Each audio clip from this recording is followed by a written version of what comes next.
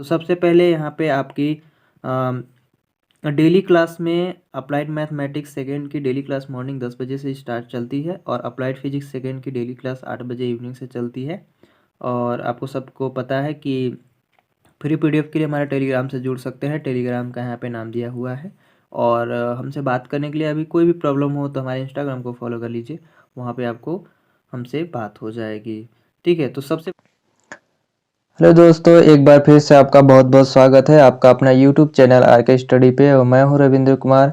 और आज जो टॉपिक है हमारा निश्चित समाकलन का भाग नंबर 2। ठीक है, आज भाग नंबर 2 लेक्चर नंबर 2 है। भाग फर्स्ट में हम लोगों ने फार्मूला कन्फर्म कराए थे। ठीक है, फार्मूला पढ़े थे। अगर आप फार्मूला देखना चाहते हैं हम उसे दिखा देते हैं आपको। ठीक है, फटाफट से। और इसमें हमने बताए भी थे, देखिए यहाँ, जब किसी फलन का समाकलन किन्हीं दो निश्चित सीमाओं के बीच ज्ञात किया जाता है तो उसे समाकलन कहते हैं। ठीक है, इसमें निश्चित जो सीमा थी वो यहाँ इंटीग्रेशन a to b थी, जो इसे हम लोग निम्न मतलब लोअर लिमिट बोलते हैं और इसको उच्च लोअर लिमिट। ठीक है, इसको मिनिमम और इसको मैक्सिमम लोअर लिमिट बोला जाता है। ये हमने बताए थे। कुछ दो कंडीशन लिखे थे कि माना f(x) एक सतत है जो कि स्वतः अंतराल a b पर परिभाषित होनी चाहिए। दूसरी बात हमने क्या लिखवाए थे कि यहाँ पे फलन f(x) का अंतराल a और b पर निश्चित समाकलन माने a से b तक f(x) dx द्वारा निरूपित किया जाता है, जिसकी फार्मूला यहाँ पे हमने लिखवाए थे कि इंटीग्रेशन a से b तक रहेगी, f(x) dx निकालना पड़ेगा। तो यहाँ पे b माइनस मतलब सबसे पहले यहाँ पे अपर लिमिट आती है, इसके बाद लोअर लिमिट आती है। माने सबसे बड़ा लिमिट सबसे पहले लिखा जाता है, फिर माइनस करके फिर जो हमारा छोटा लिमिट है उसे लिखा जाता है, क्योंकि बड़ा में छोटा घटाया जाता है। तो यही यहाँ पे लिखा गया है कि a को निश्चित समाकलन माने ये इसको निश्चित समाकलन की निम्न सीमा बोला जाता है, ये आपकी निम्न सीमा है।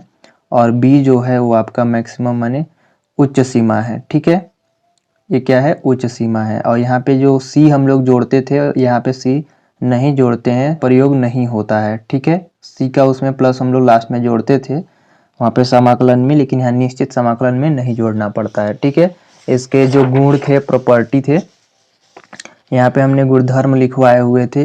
यहाँ a से b तक अब f(x) dx रहेगा तो यहाँ पे लोअर लिमिट a से b ही रहेगा, लेकिन इसको हम लोग t के रूप में कन्वर्ट करके कर सकते हैं। सबसे ज़्यादा जो इम्पोर्टेंट था वो हमने यहाँ पे बताए हुए थे।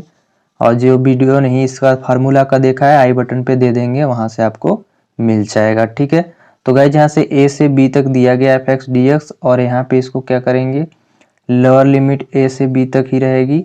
और यहाँ पे f(x) a plus b minus x dx, ये वेरी इंपॉर्टेंट है। तो ये मैंने सारे प्रॉपर्टी लिखवाए थे, आप लोग देख सकते हैं। तो हम लोग चलिए आज सवाल लगाएंगे। ठीक है, तो सबसे पहला गाइज यहाँ पे आपका सबसे पहला क्वेश्चन ये है, आपका लोअर लिमिट दिया गया है a से b तक, यानी ये आपका मिनिमम लोअर लिमिट है, ये मैक्सिमम लोअर लिमिट है। ठीक है, log x बट्टे x का dx। ठीक है, तो इसको कैसे हल करेंगे, सबसे पहले हम लोग यहाँ पे log x को लेट करेंगे, let log x equal to यहाँ पे t हो जाएगा। तो log x का डिफरेंशियल, इसको डिफरेंशियल करते हैं तो ये हो जाएगा आपका और log x का 1/x dx equal to dt। ठीक है, 1/x dx इक्वल टू क्या हो जाएगा गाइज, यहाँ पे dt हो जाएगा। ठीक है, अब यहाँ पे हम लोग इसको हल करेंगे तो ये हो जाएगा, a से b तक लिमिट है, a से b तक रहेगा। यहाँ पे log x को हम लोग लिख सकते हैं t, और 1/x dx को हम लोग क्या लिख सकते हैं, dt। ठीक है, अब जो हमारा इंटीग्रेशन करने का जो तरीका है उसी तरीके से हम लोग आगे हल करेंगे। इसको जो तरीका है उसी से हल करेंगे तो हमारा क्या हो जाएगा, t स्क्वायर बट्टे 2, कहाँ से कहाँ तक, a से b तक। ठीक है, लोअर लिमिट अभी नहीं हटाएंगे, अब लोअर लिमिट हटाएंगे। तो सबसे पहले हमने बताया कि पहले अपर वालों को यहाँ पे रखते हैं, 1/2 हम बाहर कर लेते हैं सबसे पहली बात। ठीक है, अब यहाँ पे t का होल स्क्वायर, अब ये आ जाएगा आपका b बट्टे एक बात और गाइज, यहाँ पर t है तो t का जो वैल्यू है उसे हम पहले रखेंगे, ठीक है। तो यहाँ पे आपका जो t का वैल्यू है वो रखेंगे, तो यहाँ पे 1/2 जैसे इंटीग्रेशन करेंगे वैसे t का वैल्यू रखेंगे। तो यहाँ पे आपका हो जाएगा log x का होल स्क्वायर हो जाएगा आपका, log x का होल स्क्वायर। अब इस पे हम लिखेंगे b/a, ठीक है। अब यहाँ पे 1/2 है, 1/2 यहाँ पे लिख दिया, फिर यहाँ पे log x है, तो x के जगह पे जो हमारा क्या बोलते हैं ये आपका लिमिट है अपर लिमिट रखेंगे सबसे पहले। तो यहाँ पे log b हो जाएगा, ठीक है। log b, यहाँ पे माइनस होल स्क्वायर है तो होल स्क्वायर रखेगा, फिर यहाँ पे आपका माइनस हो गया, फिर यहाँ पे हम लोग लिखेंगे log a का होल स्क्वायर, ठीक है। तो ये 1/2 हो गया, इन दोनों का ये वर्ग है। तो जो हमारा फाइनली गाइज आंसर आ गया यहाँ पे दिखा दे रहे हैं हम आपको, 1/2 कोष्टक में कर लेंगे log b का whole square minus log a का होल वर्ग, ठीक है। ये आपका आंसर हो जाएगा, ठीक है। आई होप समझे होंगे। सबसे पहले यहाँ पे हम लोग जो अपर लिमिट है इसको बोलेंगे अपर, इसको बोलेंगे लोअर, ठीक है। तो सबसे पहले हम लोग अपर लिमिट रखेंगे, देन माइनस करके इसके बाद फिर लोअर लिमिट रखेंगे, यही हमारा आंसर हो जाएगा। यही निश्चित समाकलन में इसमें सी जोड़ने की जरूरत नहीं होती है, ठीक है। तो गाइस चलिए दूसरा क्वेश्चन चलते हैं। हमारे चैनल पर नया हो तो सब्सक्राइब कर लीजिएगा, ठीक है। चलिए दूसरा क्वेश्चन चलते हैं। तो गाइस यहाँ पे दूसरा आपका क्वेश्चन है, इंटीग्रेशन 1 से लेकर 3 तक दिया है, माने ये आपका लोअर लिमिट से अपर लिमिट दिया गया, लोअर लिमिट आपका 1 है और यहाँ पे अपर लिमिट आपका 3 है। cos log x by x dx का मान होगा, ठीक है। तो सबसे पहले गाइज यहाँ पे हम लोग सेम वही करेंगे, यहाँ पे log x को मानेंगे, लेट करेंगे, इसके बाद x करेंगे तो यहाँ cos t हो जाएगा, तब हमको इंटीग्रेशन करना आसान हो जाएगा, ठीक है। तो सबसे पहले हम लोग यहाँ क्या करेंगे, लेट मानेंगे, लिखेंगे let log x equal to आपका t हो जाएगा, तो 1/x dx इक्वल टू क्या हो जाएगा गाइस, dt हो जाएगा, ठीक है। अब यहाँ पे हम लोग इसको मान रखेंगे तो ये आपका सोल्यूशन हो जाएगा, सॉल्व यहाँ दिखाएंगे। चलिए यहाँ पे लिखेंगे cos t, log x के स्थान पे t लिख दिया, 1/x dx के स्थान पे dt हो गया, लोअर लिमिट लगाया, ओके 1 से 3 तक। अब यहाँ पे देखिए cos t हो गया, अब इसका इंटीग्रेशन करना आसान हो गया। तो यहाँ पे इसका जो इंटीग्रेशन होता है cos x का या cos t का t के सापेक्ष करेंगे तो यहाँ पे क्या हो जाएगा, साइन हो जाएगा। तो यहाँ पे लिखेंगे साइन t और यहाँ पे हम लोग लोअर लिमिट लगाएंगे 1 से 3 तक, ठीक है। अब जो t का वैल्यू है पहले लिख लेते हैं, तो यहाँ पे हो जाएगा आपका साइन log x, ठीक है, sine log x, lower limit लगा देंगे 1 से 3 तक। अब फाइनली गाइज आंसर लिखेंगे, तो सबसे पहले हमने बताया है कि जो x का जहाँ वैल्यू है, x जहाँ है वहाँ पे हम लोग सबसे पहले अपर वाला लिखते हैं। तो ये हो जाएगा आपका sine log 3 minus sine log 1, ठीक है, साइन log 1 हो जाएगा।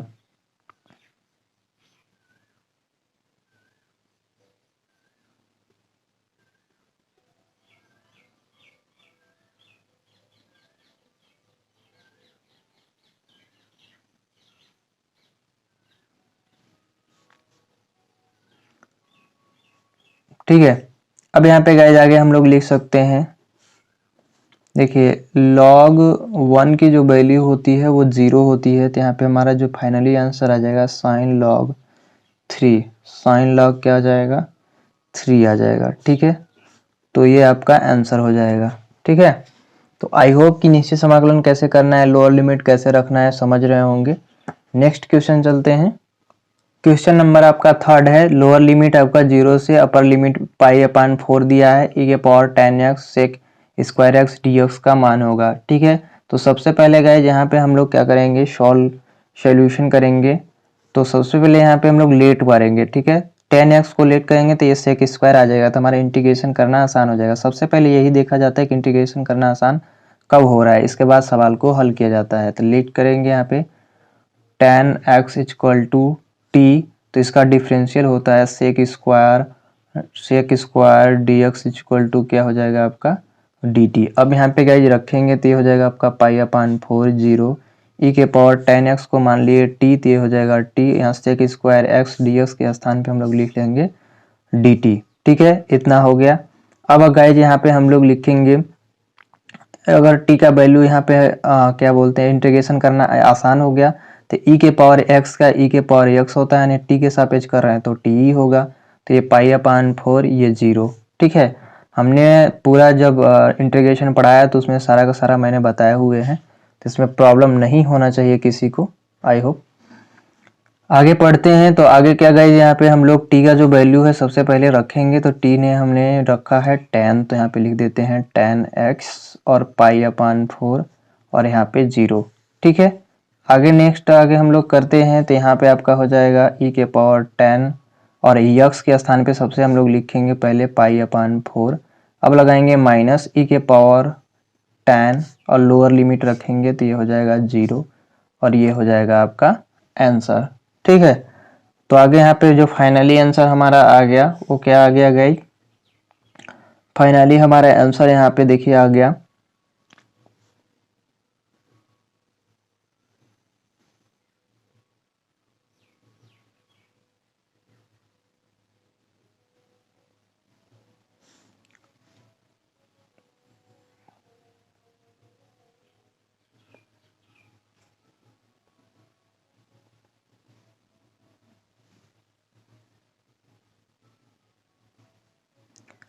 ये इतना हो गया गाइज। अब यहाँ पे हम लोग आगे इसको लिखे रखते हैं e के पावर ये आपका 1 हो गया, क्योंकि tan 45 अंश का मान कितना होता है, tan 45 अंश का मान होता है आपका 1। ठीक है, और ये आपका 0 है तो ये हो जाएगा आपका 0, तो यहाँ पे हमारा e के पावर 1 माइनस e के पावर 0 हो जाएगा, इसकी वैल्यू 1 हो गई और इसका e के पावर -1। ठीक है, तो ये गाइज आपका आंसर हो जाएगा। यहाँ पे आप और दिखा सकते हैं tan π/4 बराबर 1। ठीक है, तो e के पावर इसके जगह पे तो 1 हो गया, यहाँ पे e के पावर 1 हो गया माइनस यहाँ पे e के पावर 0। ठीक है, 0 की वैल्यू कोई भी किसी भी घात पे 0 हो तो उसकी वैल्यू क्या होती है 1 होती है, या सबको ये सब अभी मतलब आप सभी को पता होगा। ठीक है, बहुत आसान क्वेश्चन था। नेक्स्ट क्वेश्चन चलते हैं गाइस। नेक्स्ट क्वेश्चन आपका क्वेश्चन नंबर 4 है। इंटीग्रेशन दिया गया है 0 से π/4 माने लोअर लिमिट 0 से upper limit π/4 tan square x dx का मान होगा। ठीक है, तो सबसे पहले गाइज आपको बता दें कि आपको कोई भी प्रॉब्लम हो तो नीचे कमेंट जरूर कीजिएगा। और हमने सवाल बताया, हमारे जो प्रॉपरली क्लास लेते हैं बच्चे उनको सभी को पता होगा कि इसको क्या करना है। तो सबसे पहले गाइज यहाँ पे π/4 0 tan स्क्वायर x को हम लोग सेक स्क्वायर में बदल देंगे, तो सेक स्क्वायर x -1 लिख सकते हैं। अब हम लोग इसका dx निकालेंगे तो अलग अलग करना आसान हो जाएगा। ये आपका π/4 0 हो जाएगा, यहाँ पे सेक स्क्वायर का x का इंटीग्रेशन tan x होता है इसलिए करना आसान हो गया। ये π/4 0 1 का भी dx निकालना आसान होता है, तो ये अलग अलग हमने कर दिए हैं। अब आपका tan सेक स्क्वायर dx यहाँ पे हम लोग tan x लिखते हैं, tan x लोअर लिमिट लगाते हैं π/4 से 0 तक -1 का x हो जाएगा यहाँ पे। ठीक है, π/4 से 0 तक। अब गाइस यहाँ पे ध्यान दीजिएगा कि अगर अलग अलग है तो यहाँ पे अलग अलग आपको वैल्यू भी निकाल कर दिखानी पड़ेगी।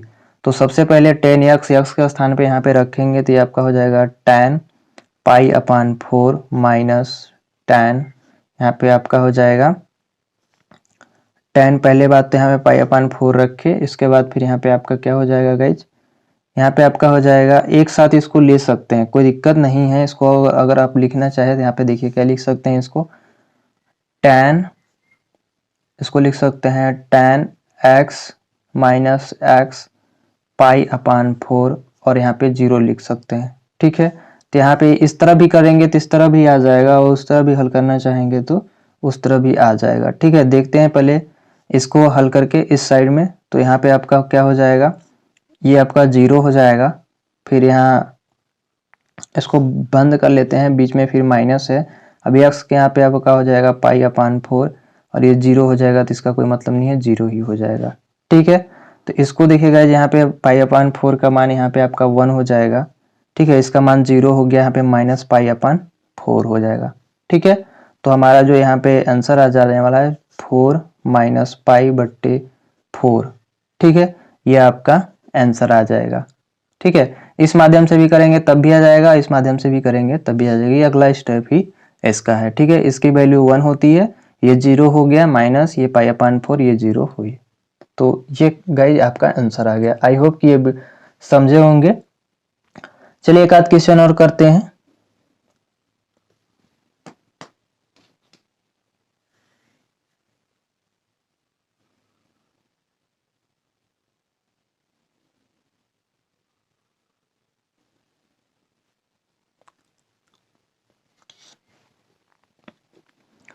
तो गाइस यहाँ पे क्वेश्चन नंबर 5 है आपका। इंटीग्रेशन दिया गया लोअर लिमिट 1 से 2 तक और फिर करड़ी में 1 + x dx का मान हो गया, ठीक है।